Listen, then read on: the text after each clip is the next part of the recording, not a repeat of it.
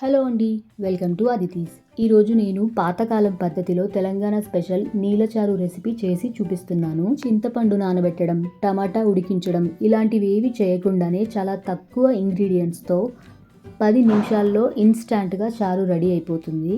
జ్వరం వచ్చినప్పుడు కానీ, సరిగ్గా అరుగుదల లేనప్పుడు కానీ ఈ చారు పెట్టుకుని తినండి, తృప్తిగా ఉంటుంది. ముందుగా కడాయిలో కొంచెం ఆయిల్ వేసుకొని, ఆయిల్ హీట్ అయ్యాక ఆవాలు, జీలకర్ర వేసుకోవాలి. అవి కొంచెం చిటపటమన్నాక పొట్టు తీసిన వెల్లుల్లి వేసుకొని కొంచెం ఫ్రై చేయాలి. తర్వాత 5 లేదా 6 ఎండుమిర్చి వేసుకొని కొంచెం ఫ్రై చేసి కరివేపాకు ఇంకా పసుపు వేసుకొని ఫ్రై చేయాలి.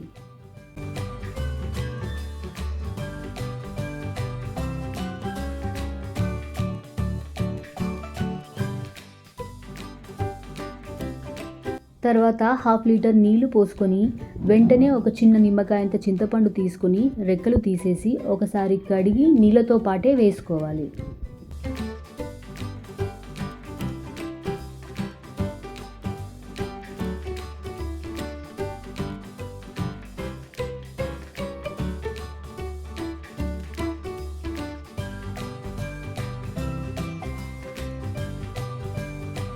మంట మీడియం ఫ్లేమ్లో పెట్టి టీ స్పూన్ మిరియాలు ఇంకా టీ స్పూన్ ధనియాలు వేసుకొని కొంచెం బరకగా దంచుకోవాలి.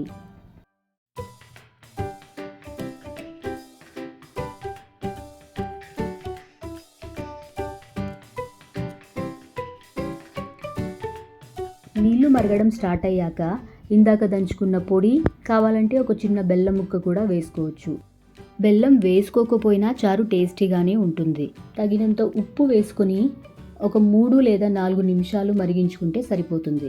4 నిమిషాలు మరిగించుకున్న తర్వాత స్టవ్ కట్టేయాలి.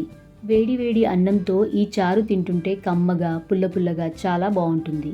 తప్పకుండా మీరు కూడా ఒకసారి ట్రై చేసి ఎలా వచ్చిందో నాకు కమెంట్స్లో చెప్పండి. ఈ వీడియో మీకు నచ్చితే ఒక లైక్ చేసి ఫ్రెండ్స్ అండ్ రిలేటివ్స్తో షేర్ చేయండి.